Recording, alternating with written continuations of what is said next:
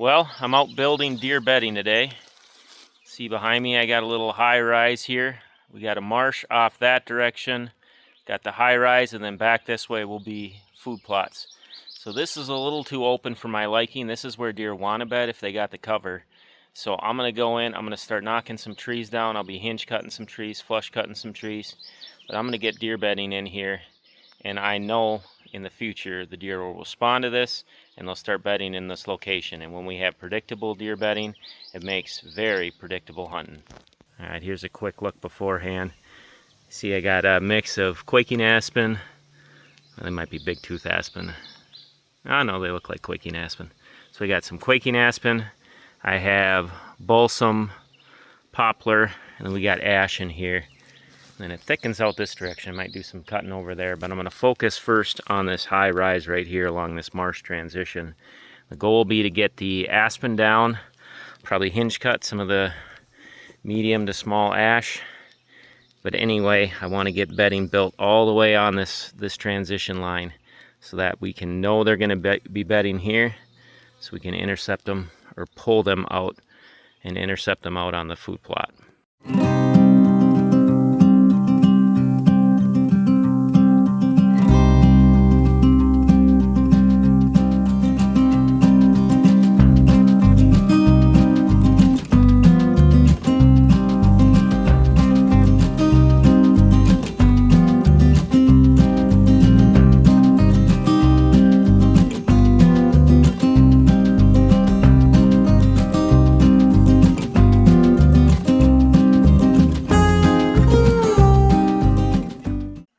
To show this before I finish up for the day. Got probably one more tank of gas to go through here.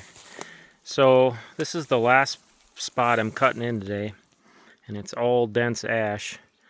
And I've talked about this in videos, but I haven't stopped to show kind of how this plays out. But my goal right away when I come into a tight pocket like this is to get my outside trees cut first, which you can see, boom, swinging all the way through there, boom. And then there's an open fallow space over there, so I wanted to build a real nice big wall over there, boom. So I build up my wall around it, one, because you can see the marsh was that way, so I had a spot to tip my trees. That one I had to get a little bit more creative because I did leave the outside trees. So I kind of laid my trees this way and was able to get it done.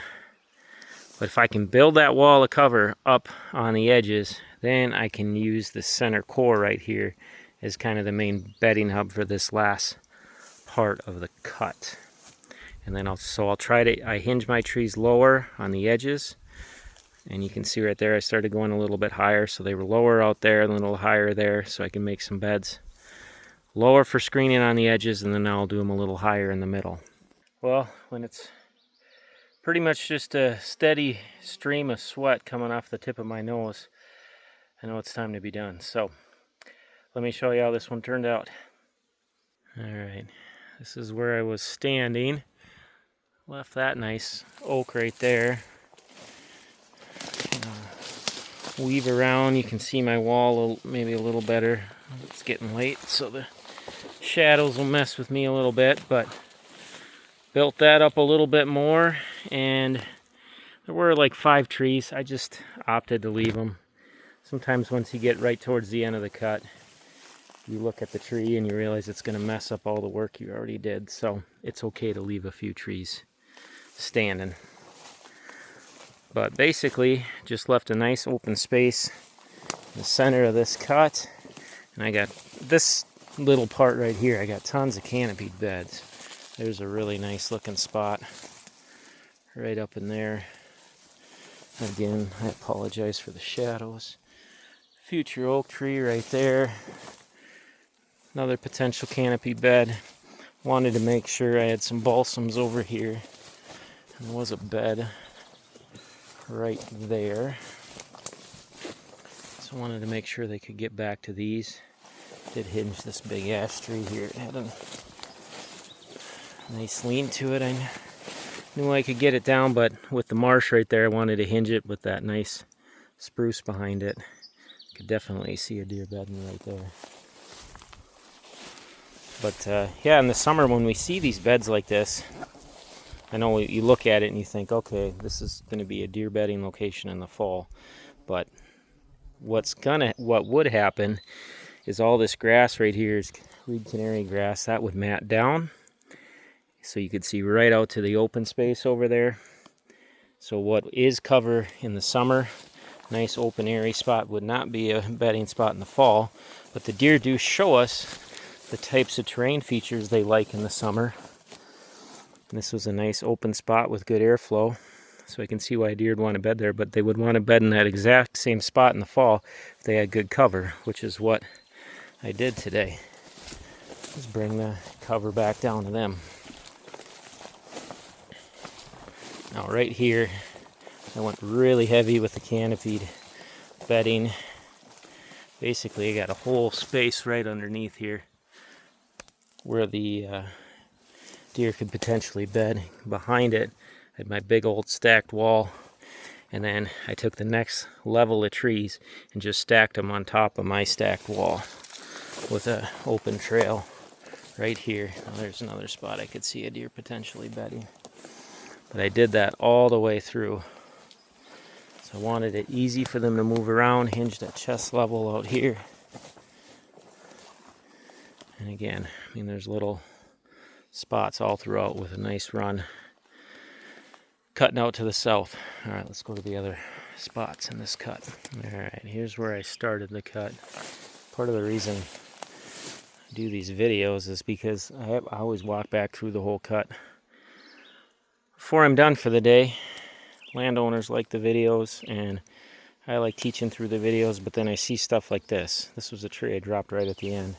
Not thinking it got over my trail, and it's fine, I can walk right over top of it, but I still like it a little cleaner than this, so I'll be zinging that one up quick before I leave. Anyway, alright, so we're getting into, I guess I basically have 3 big bedrooms with this cut. I just showed you the one. Now I'm walking into another one. It's all about location. So this is the highest spot here with kind of a marsh horseshoeing around this thing. So I came in and I knocked the trees down. I had elm, ash, balsam poplar, and aspen. Those were the main 4. But again, kind of fanned the trees out here. Not much for, I'd call canopied bedding. Now there's one jump off that goes into the next. Actually, I guess there's 4 bedrooms because there's kind of a bedroom there, bedroom there. This goes into the next room. But here, just wanted to get the trees down, flush cut the balsams. Oh, another little baby oak. Another one right there too. I flush cut the balsams and the aspen, hinge cut a lot of the ash and the elm. Sorry, deer flies are starting to hit me. I got a very, very cool bedroom up in here. Again, I kind of honed in on the lone balsam that was right there. Got a big hole into it. And we got really a lot of hinge trees all around this thing. Look at that bedroom. There's a spot a deer would lie down. Escape looking out that way, but I mean right here. We got thermal cover, overhead cover, escape where I just walked through. This is awesome. This is the kind of stuff you gotta hone in on when you're doing your bedding cuts. Alright, heading back out into this one. Found a couple of beds over by the balsams on this side too. Deer sure love those isolated conifers. There's a trail cutting through here. I think the beds I found were right up in here. It's basically the thickest spot before what I just did. Yep, there it is. Really, really. In this one, I maybe even bumped the deer coming in. You can see that's a nice bed right there. And then there's the real big.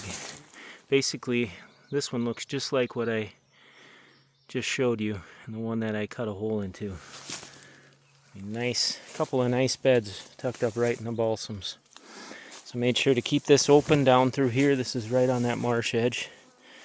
And I basically swing this around right back into my cut. Now here's another one of those rooms I made. Nice hinge right here. Potential bedding location. There, ease of movement through this thing. There's that nice conifer bedding spot I showed you. And I can cut right up through here. Lots of escapes. Oh man, the deer flies are bad. Got one weaving up through there. There was a lot of aspen right there. Nice escape cutting out that way. Kind of an escape working around there. Little higher hinges here so they could potentially bed underneath them. And I know I got there's a nice spot right there with that hinged elm. Potential bed up in there. Ease of movement when you're cutting it. More open the better. You want the deer to respond to it. You start making them feel boxed in, they're not going to like it. And that was a balsam right there. Just thinking it could be a potential bed. I like leaving this log right here. They might bed right up against it with the balsam overhead. And yeah, there's another escape cutting out that way. And then this kind of feeds right back into my main trail. Oh, there's a jump off. Back into my main trail, heads out into that open space. So actually all three of these kind of bigger bedrooms pinch down right here up into the fallow space right there. And that's, I think, where the deer are going to want to go. We're still not sure if we're going to do food there or not. I think that might be a possibility. Either way, deer are all going to be funneling down into that fallow space, and there is a deer stand overlooking it. We do have, only reason, not sure if we're going to do food there, because we do have a good spot in the center for food, and we have a really good spot on the north side, so figuring out what exactly we want to do with that. But right now it's fallow. We know the deer are going to pinch down right there, and either way there's going to be we got a dynamite access to this whole piece, or this whole part of the property, so Hunter will be able to slip in on top of them. All right, well, that was the project for today. It was hot, but got a nice bedding cut made. Now to cool down a little bit. All right, y'all take care. God bless.